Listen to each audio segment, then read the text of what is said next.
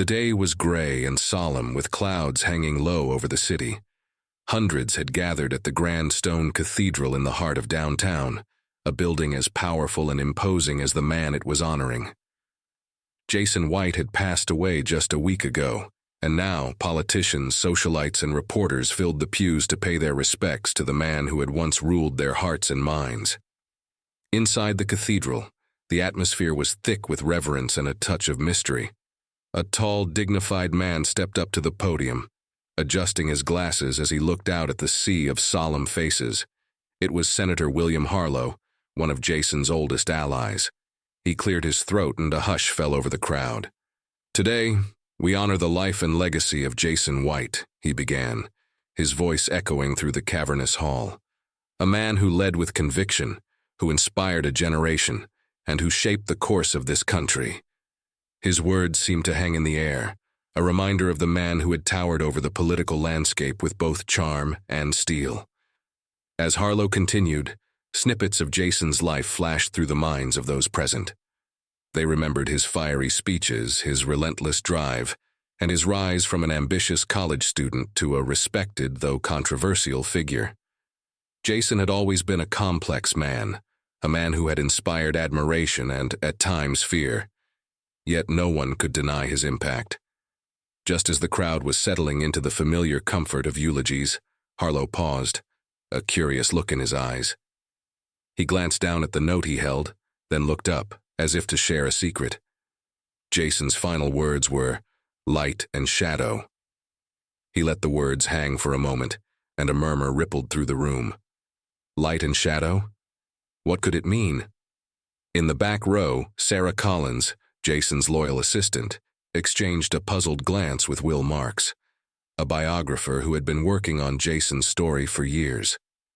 Sarah had been with Jason through every stage of his career, from the early days of his political dreams to the height of his power.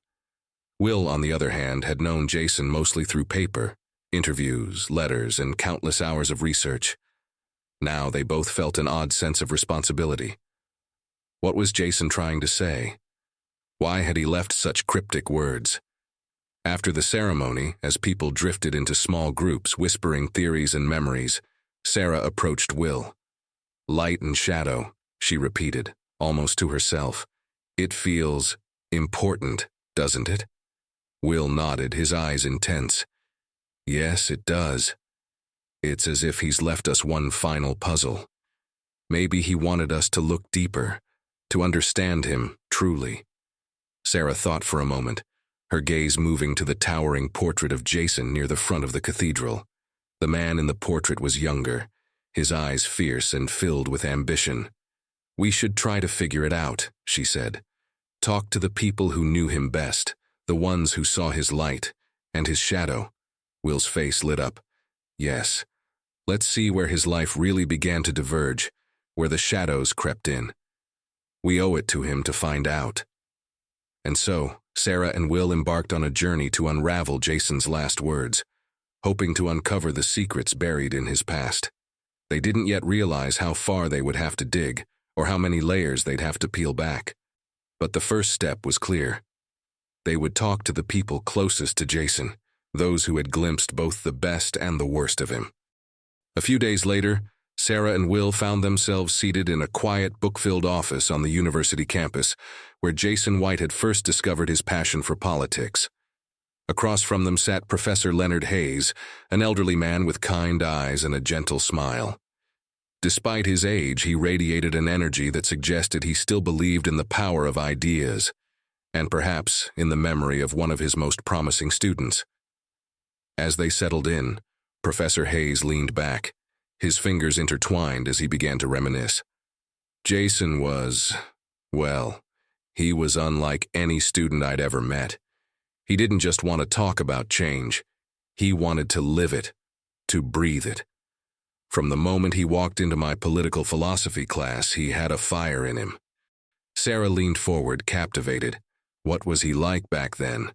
The professor's gaze drifted toward the window, as if searching for the past among the trees swaying outside. Jason was intense but also hopeful. He truly believed in justice, fairness, and in standing up for those who didn't have a voice. He gathered a group of students around him, some of the brightest young minds at the university, and together they formed a movement they called the Vanguard. They wanted to tear down every wall they thought was unjust, to push back against every unfair rule. Will jotted down notes, intrigued. What kind of things did they protest? Oh, everything they felt mattered. Professor Hayes chuckled softly. Jason led marches against the university's unfair tuition policies, organized sit-ins to demand better mental health resources, and even took on issues beyond campus, like speaking out against political corruption. He pushed boundaries, but not recklessly. He wanted to make people think, to make them question their beliefs.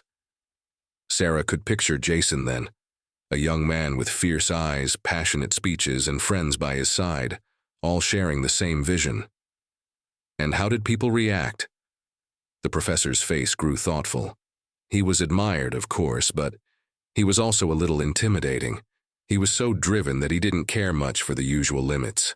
To Jason, if something was unjust, it was his duty to challenge it. I remember him saying once, "If we don't stand up now, who will? If we're not willing to fight, we might as well give up on change altogether." He believed that change had to be fought for.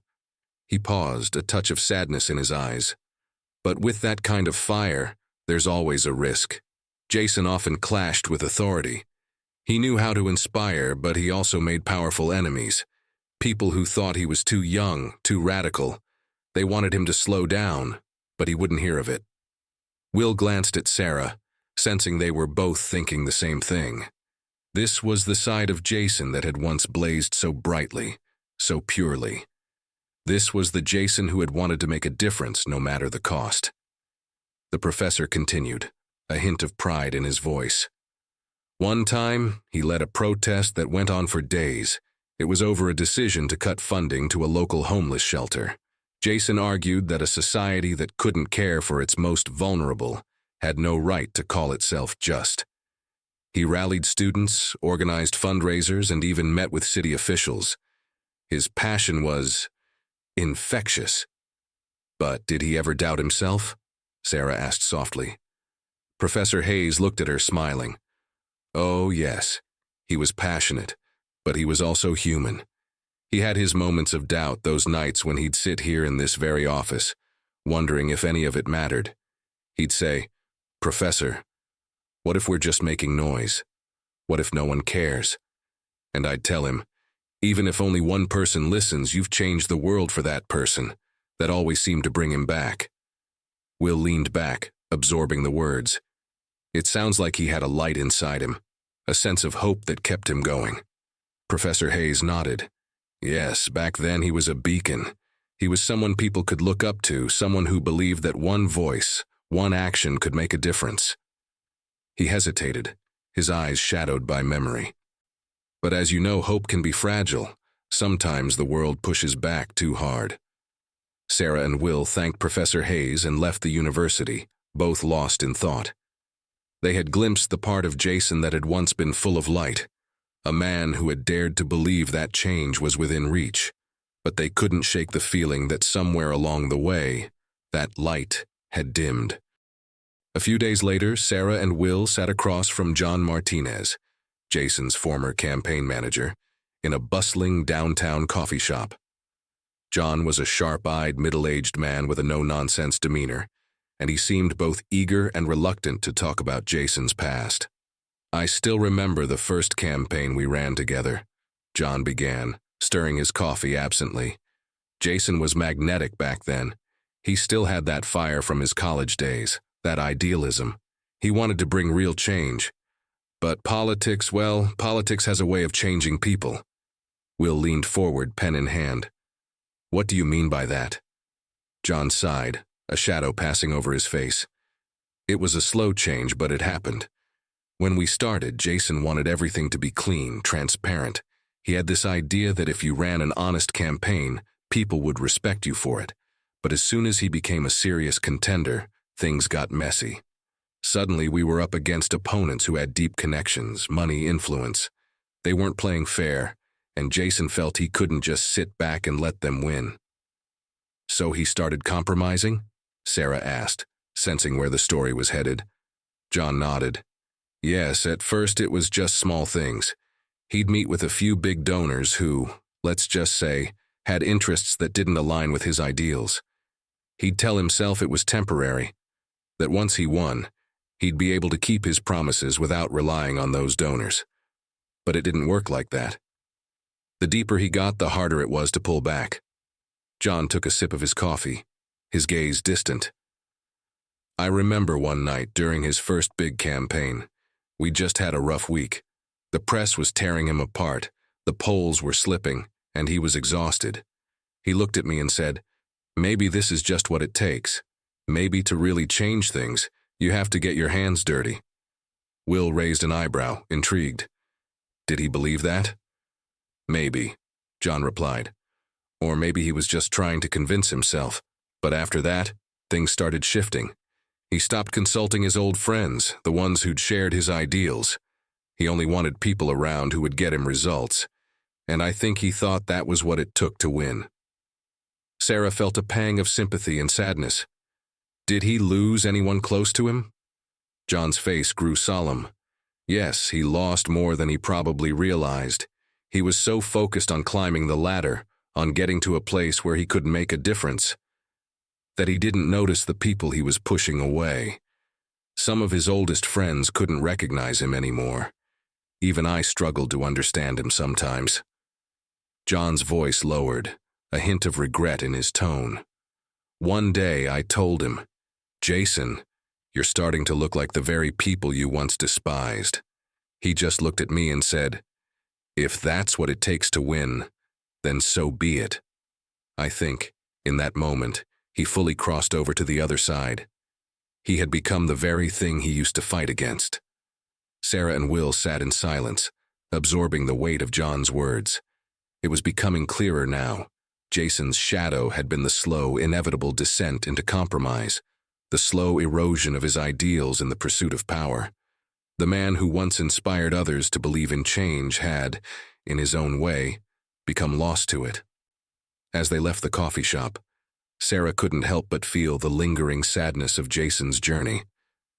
Somewhere along the way, in his quest for justice and progress, he had been consumed by the very system he'd once sought to reform. The next day, Sarah and Will met Jason's ex-wife Emily in a quiet park outside the city. She was a graceful woman with warm eyes, but a certain sadness lingered in her gaze as she welcomed them. Emily had been married to Jason during the height of his career, and their story was as much about love as it was about loss. As they sat on a bench beneath the golden autumn leaves, Emily took a deep breath, her voice soft but steady. When I first met Jason, he was incredible. He had this idealism, this vision of a better world, and it was impossible not to believe in him. Being with him felt like being part of something larger than myself. She smiled wistfully, her eyes looking back to a time only she could see. When we got married, he told me he wanted our home to be a sanctuary, a place where he could escape from the pressures of the world. For a while it was. Even with his political work, he always found time for us. He'd come home, tell me about his day, and he seemed happy. Sarah leaned in, listening intently. What changed? Emily's face clouded. It wasn't sudden. It was like watching a light slowly dim. As Jason climbed higher in politics, he became more focused, more consumed. The sanctuary we had built together started feeling empty. He'd come home late, sometimes not at all, and even when he was there, he was somewhere else. I'd find him staring into space, as if the weight of his choices was crushing him. She looked down, fidgeting with her hands. I tried to reach him. I'd ask him to talk, to tell me what he was feeling. But he'd just say, "I'm doing this for us, for everyone." He truly believed that. But the more he threw himself into his work, the more he drifted away. Will jotted down a few notes, his expression empathetic. Did he ever regret it? Losing that connection with you? Emily's eyes grew distant, a touch of sorrow evident in her voice. There were moments when I thought he did. Late at night, when he'd come home exhausted, He'd look at me like he wanted to say something, to apologize. But he never did. He was always too proud, too determined to keep moving forward, even if it meant leaving everything behind. Her voice dropped to a whisper. The night we decided to separate, he looked at me and said, "I never meant to lose you, Emily. But I can't stop now." He was torn between the life he wanted with me and the power he felt he needed to make a difference. In the end, he chose power, and I chose to leave. A heavy silence settled between them as Sarah and Will absorbed her words. Emily continued, her voice tinged with a mixture of pain and understanding. Jason was always battling with himself. He wanted to be a man of ideals, of purpose, but somewhere along the way he lost himself. I think deep down he knew that, but he couldn't bring himself to look back. Emily paused, then looked up at them, her eyes tired but resolute. If you're trying to understand him, to understand his light and shadow, you have to realize that he was both. He was a man who loved deeply, but also a man who wanted greatness so much that he let it consume him. He thought he could balance it all, but in the end, he was only human. As they said their goodbyes, Sarah felt a pang of sadness and sympathy for Jason. She could see the tragic conflict in him, the drive for greatness, and the ache of loneliness that came with it. Emily's words lingered as they walked away, and Sarah wondered if Jason's light and shadow had been as simple as the love he couldn't hold on to, and the ambition he could never let go. A week after speaking with Emily, Sarah and Will traveled to a small, secluded town by the sea to meet Tom Wilson, one of Jason's oldest friends, and, as it turned out, his closest companion during his final days. Tom was an elderly man with a gentle demeanor and eyes that seemed to hold the weight of decades.